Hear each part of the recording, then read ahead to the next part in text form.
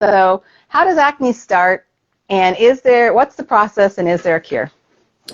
Well, it's an epidemic today among women in their 20s, 30s, 40s, and beyond. And I have to tell you, I hear this all the time because we're faced with a dilemma. Do I buy an acne product and then my skin looks dry and it looks older? Do I use anti-aging products and then maybe my skin's going to break out more and it makes the acne worse? And so it's a dilemma. And we really need to take this seriously because it affects individuals' It self-esteem. does. And so when we talk about the acne process, and I kind of like to paint a picture in individuals' mind because I think if you sort of can visualize the prospect, then the solutions make a lot more sense. And you asked a question, you talked about, is there a cure for acne? Unfortunately, I hate to tell people this, there's no cure for acne. And acne is a term that describes a process. So a lot of times people will say to me, I don't really have acne, I just break out once in a while. Whether you break out 5 times a day, once a month, once every 6 months, it's all acne. It's the same process. Now we think that the tendency toward it is hereditary. You don't have to be a rocket science to kind of figure that out, but they haven't discovered the acne gene. But if mom and dad have had acne, probably the kids are going to have acne. And it can also skip a generation. You could be the only person with it or the only person without it.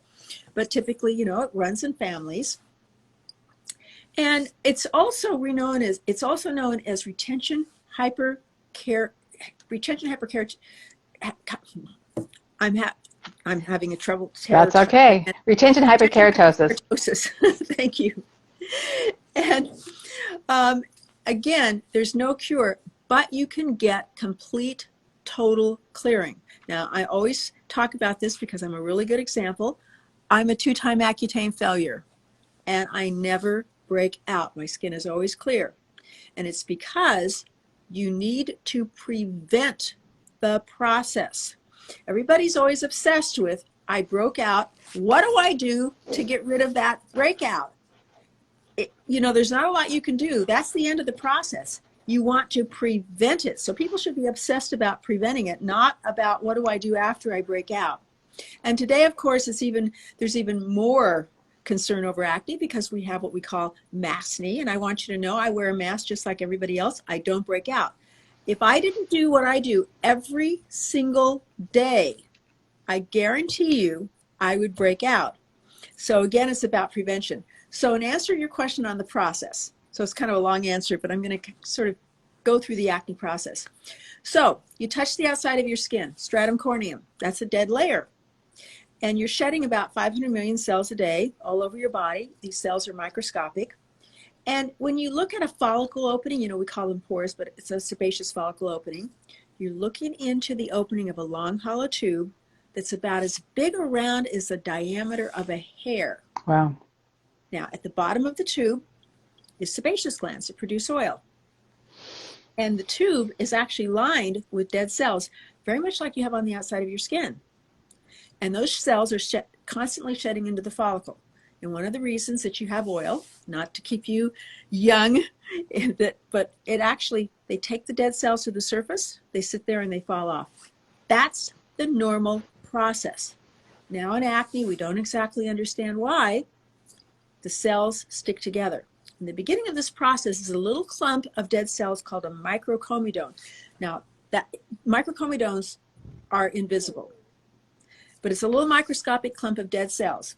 And they can sit there for weeks or months or longer and kind of be dormant before maybe something triggers them to progress into something that's more visible. I'll give you an example. In the US, the average age at which females begin to develop hips, believe it or not, is about 8 years old.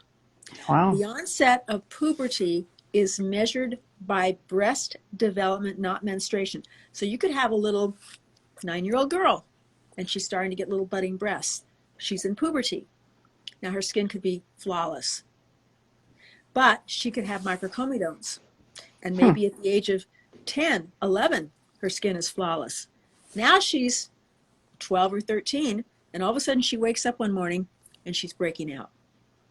That process was going on for a long time. It doesn't have to go on that long, but but my point is that it can be shorter or it could be a very long process. And even if your skin is clear at the moment, if you've ever had a tendency to acne, you probably have microcomedones that could flare up at any time. So what happens is, in terms of the process, is that the cells stick together, and they stick together. And one of the mildest forms of acne, and it's still a form of acne, is where the follicle dilates. You see that as an open comedone or a blackhead. Now, you can squeeze them and you get something out of the surface, but you've done nothing to stop the process. It just pushes itself right back up again, because what causes that in the first place is still continuing to occur. Now, where it becomes more serious is in closed comedonal acne. You know, you look at the surface of the skin, and it's not that you see big and large pores. You might see little bumps.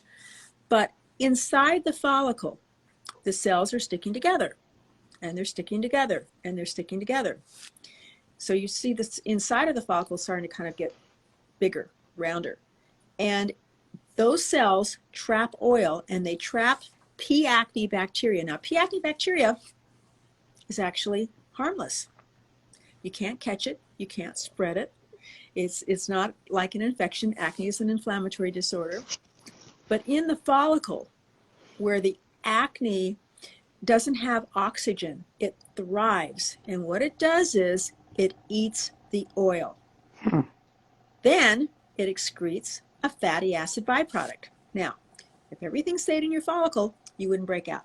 Right. But what happens is this fatty acid byproduct wears down your follicle walls, and you can have a leak, a rupture, or a blowout. So here's what happens if you have a leak. That's near the top of the follicle. Some of the material goes outside. It's an inflammatory process. It's treated like a foreign invader. As the inflammation makes its way to the surface, you're probably going to have a red bump called a papule. Maybe it turns into a pustule. Nothing too serious. Now, if you have what's called a rupture, that happens more in the middle of the follicle. Larger area opens up, more material goes to the outside, and you're going to probably end up with a nodule or a mini cyst. Those are those harder lesions. Takes a long time for them to go away. May or may not scar. And I want to stop for a second and define scarring. People say to me all the time, Jan, how do I get rid of my scars? And what they really have is post-inflammatory hyperpigmentation, discoloration. That's not a scar. A scar is an injury to the dermis. That's discoloration. We can make it go away. Now, if you have a blowout, that looks like the entire side of your follicle blew up. The inflammation, as it makes its way to the surface, it hits the dermis. And you end up with a major cyst, full-blown cyst. Those, because you have created inflammation in the dermis, you've probably destroyed collagen and elastin along the way, typically you always get some type of scarring with severe cystic acne. Boxcar scarring, rolling scars, there's ice pick scars, there's different names for them.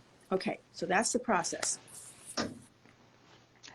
That is an amazing process. You brought up so many questions when we were talking about that, because you see it so often, because, you know, especially with kids, and they get started on their process and they use their system, and then they think they get better, or they think that they should just spot treat, and then, you know, 2 weeks later, then they break out. And it's all those microcomedones that lay underneath the skin.